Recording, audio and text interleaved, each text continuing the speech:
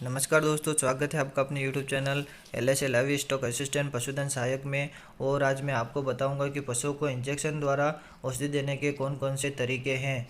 और कल हमने बात की थी कि पशुओं को औषधि देने के विभिन्न तरीकों एवं मार्गों के द्वारा, तो उन तरीके एवं मार्ग में एक मार्ग है इंजेक्शन द्वारा। तो इंजेक्शन द्वारा भी हम कौन कौन से तरीक़ों से पशु को औषधि दे सकते हैं, तो जानते हैं कि हम इंजेक्शन द्वारा कौन कौन से औषधि दे सकते हैं। तो पहला है इंजेक्शन के द्वारा, तो इंट्रावेनस अर्थात जो शिराएँ होती है उनके अंदर हम इंजेक्शन लगाते हैं। दूसरा है इंट्रामस्कुलर अर्थात मांसपेशियों के अंदर। तीसरा है सबक्यूटेनस अर्थात चमड़ी के अंदर जो त्वचा होती है उसके नीचे इंजेक्शन लगाना होता है। और चौथा है इंट्राडर्मल, तो ये चमड़ी के अंदर इंजेक्शन लगाना होता है। और अगला है इंट्राथिकल अर्थात कशेरुक के होती है उनके मध्य इंजेक्शन लगाते हैं। और अगला है इंट्रारूमेनल इंजेक्शन, जो रूमन होता है उसमें सीधा इंजेक्शन डालना होता है। और इसके अलावा और भी तरीके हैं जिनके द्वारा हम इंजेक्शन दे सकते हैं, जैसे कि इंट्राकार्डियक है, इंट्रा एपिड्यूरल है, सब आर्क्योन इंट्राआर्टिकुलर है, इत्यादि हम तरीक़ों से हम पशु को इंजेक्शन द्वारा औषधि दे सकते हैं। तो चलो जानते हैं इनकी पूरी डिटेल के बारे में। और आप देख सकते हैं जिस प्रकार से इस फोटो में इनकी पोजीशन और कहाँ पर कौन से इंजेक्शन लगाते हैं ये हमें ध्यान रखना चाहिए। जैसे कि इंट्रामस्कुलर डायरेक्ट जो मसल्स होती है उसमें लगाना चाहिए, जो 72 डिग्री और 90 डिग्री पर हमें सिरिंज को रखना है। और अगला है सबक्यूटेनस, जो चमड़ी होती है उसके नीचे की जो सबक्यूटेनस टिश्यू होती है उसमें हमको इंजेक्शन रखना है, तो वो भी 90 डिग्री या फिर 45 डिग्री पर हमें सिरिंज को रखना है। और अगला है इंट्राडर्मल, जिसको हमें 15 डिग्री पर रखना है और वो स्किन के अंदर लगाना है। तो जानते हैं उनकी पूरी डिटेल के बारे में कि किन किन तरीक़ों से हम इंजेक्शन पशु को लगाते हैं और उनको औषधि देते हैं। तो पहला है इंट्रावेनस इंजेक्शन IV अर्थात पशु की जो शिराएँ होती है उनके अंदर इंजेक्शन लगाना, शिराओं के अंदर औषधि देना। तो सबसे पहले जानते हैं कि जो विभिन्न जानवरों में साइट होती हैं वो कौन कौन सी होती है इंजेक्शन लगाने की। तो गाय भैंस में और घोड़ा भेड़ व बकरी में हम जुगलर वेन में IV लगाते हैं, जो गर्दन के साइड पर होती है और कान के नीचे से गुजरती है, तो हमें उसमें IV इंजेक्शन लगाना है। और कुत्ता व बिल्ली में एक्सटर्नल सेफेनस वेन और सेफेलिक वेन होती है, जो आगे और पीछे वाले पैर में होती है, जिसको हमें ढूंढकर उसमें IV लगाना होता है।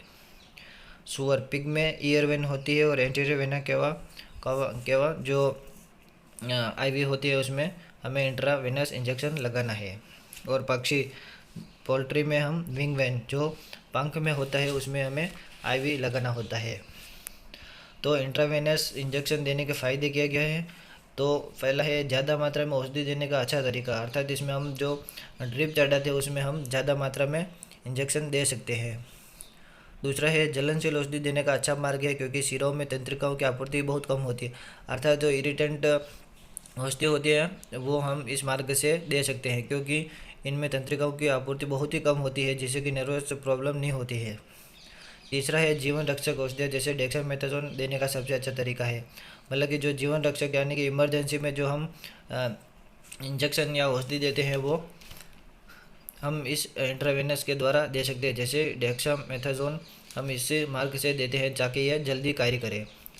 चौथा है सबसे तेज़ गति से औषधि का अवशोषण, वितरण एवं उत्सर्जन इसी मार्ग से होता है, इसीलिए हम इमरजेंसी में IV औषधि देते हैं, जो सबसे तेज़ गति से इस औषधियों को अवशोषण, वितरण एवं उत्सर्जन हो जाता है।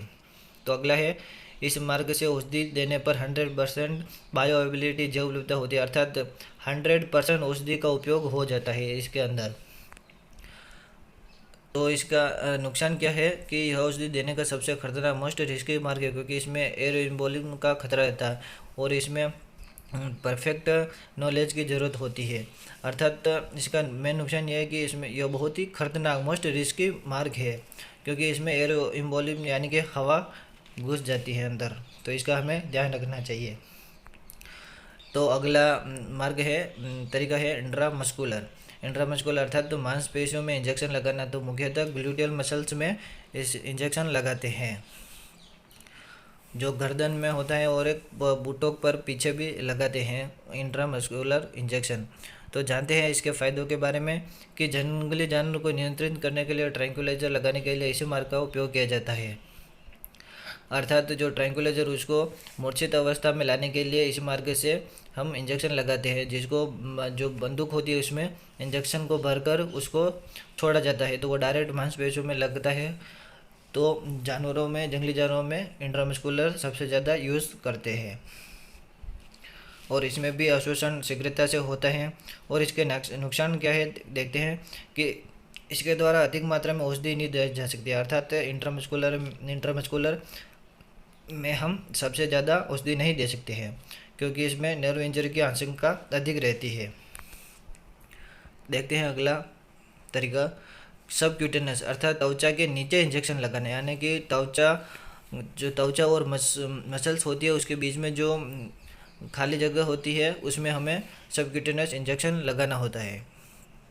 और इसके फ़ायदे क्या है कि इस मार्ग से औषधि का अवशोषण बहुत धीमी गति से होता है, अतः औषधि लंबे समय तक शरीर में बनी रहती है। टीकाकरण के लिए सबसे उपयुक्त मार्ग है। यह सबसे इम्पोर्टेंट क्वेश्चन है कि टीकाकरण किस मार्ग से किया जाता है, तो वो सबक्यूटेनस मार्ग से किया जाता है। यह हमें बहुत ही ध्यान रखना चाहिए कि टीकाकरण किस मार्ग से किया जाता है, और जितने भी टीके लगाए जाते हैं वो सभी सबक्यूटेनस मार्ग से लगाए जाते हैं। और जो लंबे समय तक औषधि बनाए रखनी है तो वो हमें सबक्यूटेनस लगानी चाहिए। और इसका नुकसान क्या है कि इस मार्ग से जलनशील औषधि नहीं देते, क्योंकि यहाँ तंत्रिकाओं की आपूर्ति अधिक होती है। अर्थात जो जलनशील इरिटेंट औषधि होती है वो हम इस मार्ग से नहीं दे सकते, क्योंकि यहाँ पर तंत्रिकाओं की आपूर्ति अधिक होती है, जिससे कि नर्व इंजरी हो सकती है। अगला है इंट्राडर्मल आईडी इंजेक्शन, ठीक है। तो इसका मतलब होता है कि जो चमड़ी डर्मिस में इंजेक्शन लगाना होता है, जो चमड़ी होती है उसके अंदर इंजेक्शन हम लगाते हैं। और इसके फ़ायदे क्षय रोग की जांच के लिए ट्यूबरकुलिन टेस्ट एवं स्टोरमॉन्ट टेस्ट इस मार्ग से किए जाते हैं। पैरा टीबी की जांच के लिए जोहनीन टेस्ट इसी मार्ग से किया जाता है। अर्थात जो टेस्ट होते हैं वो इस मार्ग से किए जाते हैं। तो अगला है कि इंट्राथिकल यानी कि आईटी, कशेरुकाओं के मध्य सब आर्किनोइड स्पेस में इंजेक्शन देना। जो कशेरुकाओं होती है उनके मध्य में जो सब आर्किनोइड स्पेस होता है उसमें हम इंजेक्शन लगाते हैं।